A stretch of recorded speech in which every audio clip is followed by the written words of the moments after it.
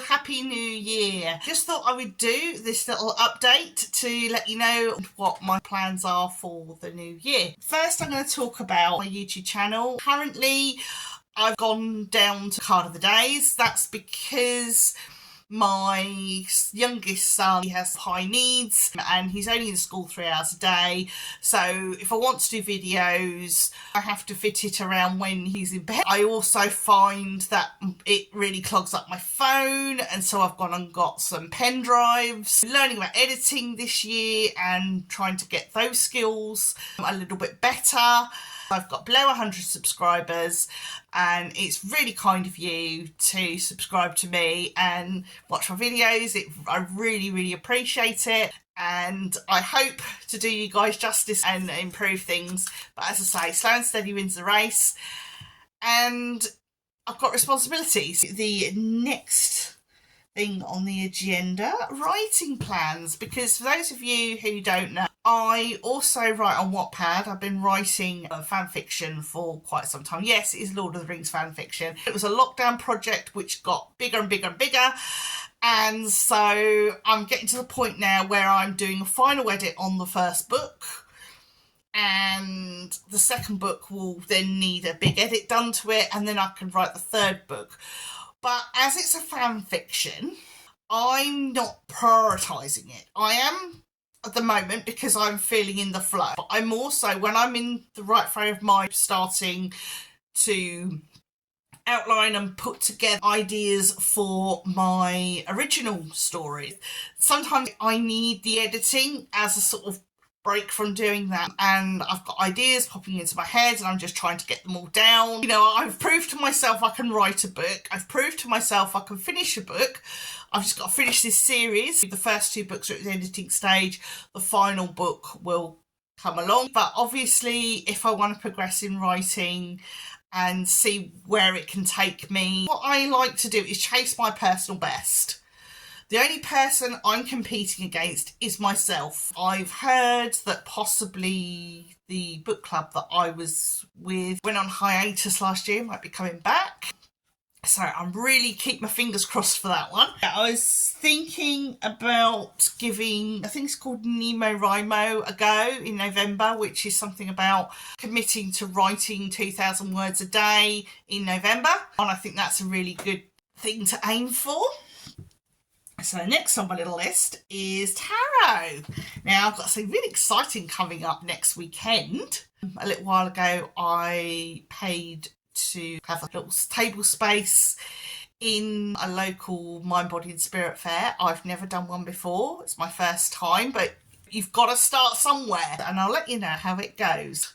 It will give me a chance to meet new people, test my skills, raise my PB, and hopefully have some positive stuff come from that. So it's going to be a great learning experience, if nothing else, because if I want to be able to afford to have mentorships and things like that, which I can't afford to do at the moment, then I need to earn the money to do that.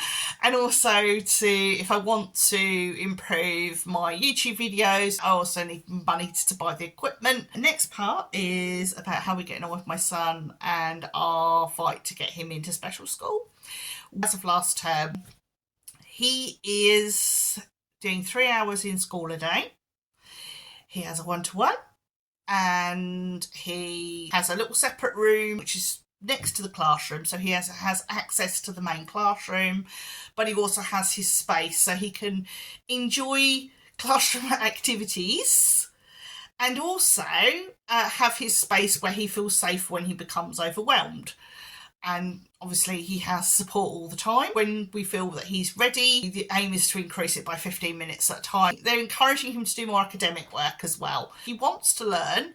It's just that he struggles, and he struggles to cope in a main classroom with 25 other children. Just because he needs extra support does not by any means mean that he's stupid.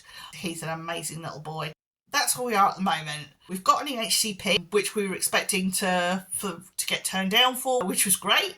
And then the next part was the SEND panel, which don't include parents, and I really think that they should. This is the council who decide whether or not a child should be in mainstream or going to a special school. And they all agreed that Alex should go to a special school. That was another win-win for us. The downside, the bit we thought was going to be the easy point, has turned out to be not so easy. He's been turned down by pretty much all the schools that we've applied to for different reasons. Some, like the SEMH schools, feel that my son doesn't need SEMH support and that he actually just needs to be in an autism specialist school. So they won't take him. And then the autism schools are saying, well, we're concerned about his safety and behaviour, so we feel he should be in SEMH. You know, go figure. Both sets of schools are saying that they can't take him. And so now we're going to have to roll our sleeves up and call the big boys in. So the next stage is going to be actually going to appeal against this decision and informing the said school in particular that the council feel that my son should go to and that I feel my son should go to because it's my first choice. We will be basically saying that they need to reconsider their decision. They've turned him down twice. The first time they assessed him, the second time they didn't. He's made a lot of progress since he first visited the school, and visiting the school I don't think was a good idea in hindsight because it got him very overexcited. And then when he sort of, because I never let him think, I never told him, oh, you might be coming here. I said, we're going to go and visit a school. And he instantly really liked the place. And then later on, when I didn't mention it anymore, he realised that that wasn't going to be a thing. And he got very, very distressed about it. And we don't want to set him up for failure again. And so we're going to insist that the school come and visit him in his current environment. He's coming up to the age of 7.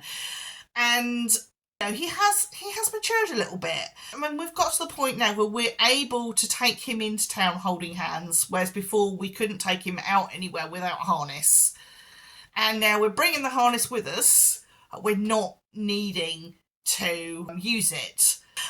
So at the moment, the work that we're doing is to encourage him. This is going on in school and at home, to encourage him to hold hands and to teach him this is the safe way to do things.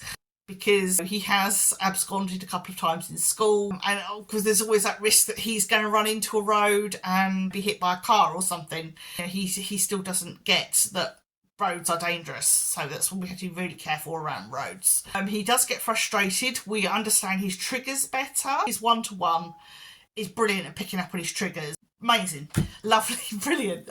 I can't sing their praises enough, but they can only do so much.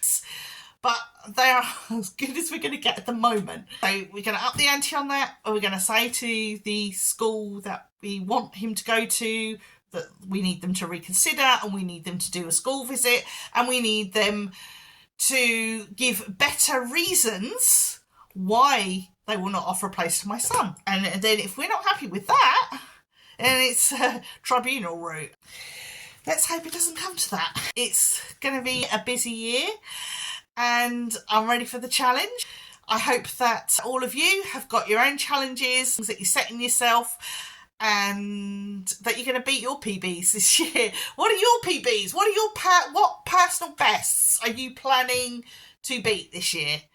Come on, you've got to have one or two up your sleeve. Don't sit idle, don't sit in your bubble, and don't sit on your hands. Think about your PBs. Think about what you want to improve on and do it. Even if it don't work, even if it falls flat on your face, you've learned something. Maybe do it in a different way. But anyway, have an amazing day. Whatever you're doing, take care, look after yourselves. Mind how you go.